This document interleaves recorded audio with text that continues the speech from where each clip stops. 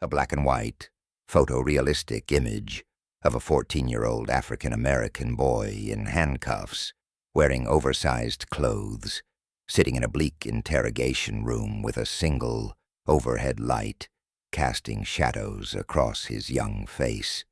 What if everything you've ever dreamed of, playing basketball, graduating, falling in love, was stolen from you in a single night? What if the person who took it wasn't a masked intruder or a violent stranger, but a badge-wearing detective with an agenda? This is the story of John Bunn, a 14-year-old boy from Brooklyn who was wrongfully convicted of murder in 1992. He spent 17 years in prison. He didn't kill anyone.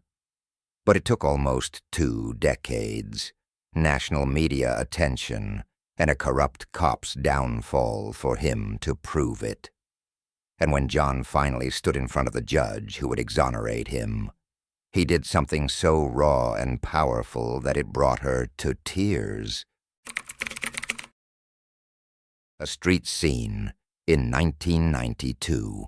Brooklyn, cracked sidewalks, graffiti-tagged walls, NYPD cars parked on the corner, and teenagers playing basketball in the background.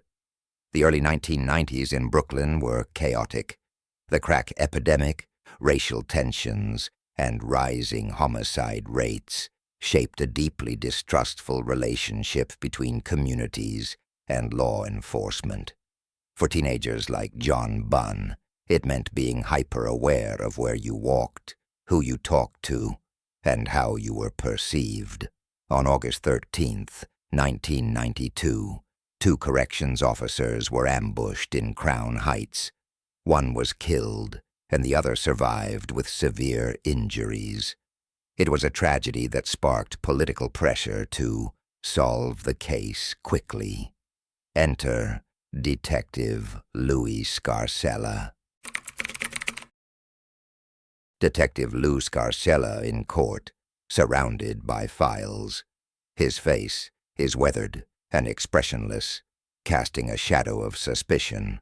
Detective Scarcella was known in the NYPD for getting confessions. It didn't matter how. Over the years, he'd built a reputation on arrests that brought him glory. But at what cost?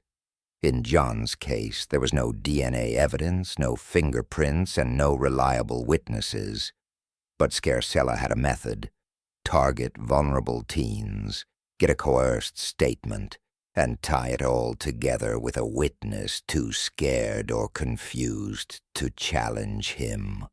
John Bunn and his friend were accused based on an eyewitness ID that didn't match their appearance and had been heavily influenced by police pressure.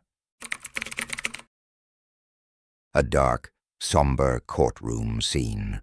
A teenage John Bunn in a too large suit sits at the defense table while an indifferent jury watches.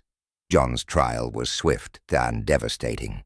Despite glaring inconsistencies, a scared and confused teenage boy was convicted of second-degree murder. At just 14, he was sentenced to a future he couldn't even understand. Here, we must ask, how does a child defend themselves against an institution? John didn't have a powerful lawyer or a media campaign. He had faith, and a mother who never stopped fighting. A haunting image of a young man behind prison bars, aged beyond his years, holding a book in one hand and staring at the prison yard beyond. John's time in prison wasn't just about physical confinement. It was psychological warfare. He was denied parole multiple times for refusing to admit guilt to a crime he didn't commit. He took refuge in reading. He educated himself. He wrote letters to journalists, nonprofits, and lawyers, anyone who would listen.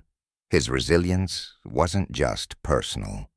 It became a quiet revolution. Real-life example. John later said the book, the autobiography of Malcolm X, changed his life.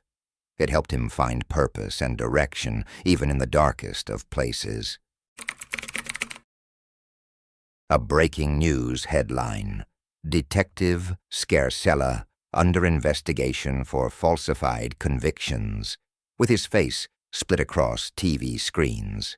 In 2013, the Brooklyn District Attorney's Office launched an unprecedented review of 70 cases tied to Scarsella. One by one, the evidence unraveled. Scarsella had used the same witness in multiple unrelated cases. He recycled statements. He buried contradictory reports.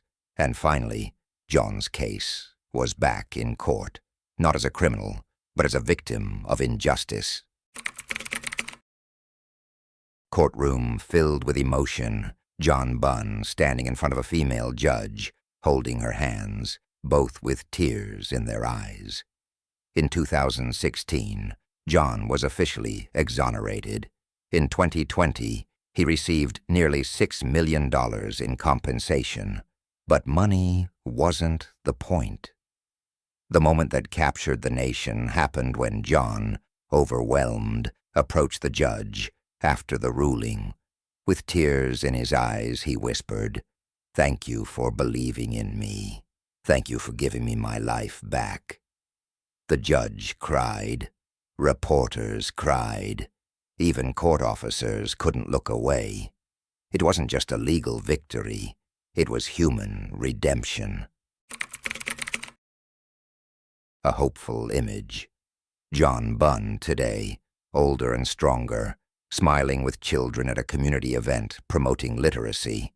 John didn't stop after freedom. He started a nonprofit called A Voice for the Unheard, focusing on prison reform, youth empowerment, and literacy.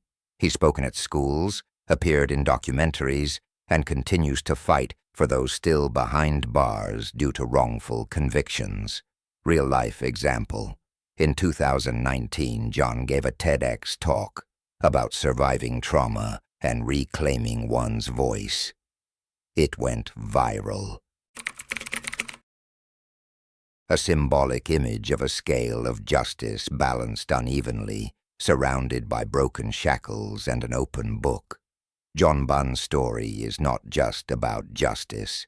It's about resilience, humanity, and systemic failure. But more than that, it's a call to action. Wrongful convictions are not rare accidents. They are symptoms of deeper flaws, racial profiling, poor legal defense, pressure to close cases quickly, and unchecked police misconduct. But in that Brooklyn courtroom, when a man who had every reason to hate chose instead to thank, we saw what real strength looks like.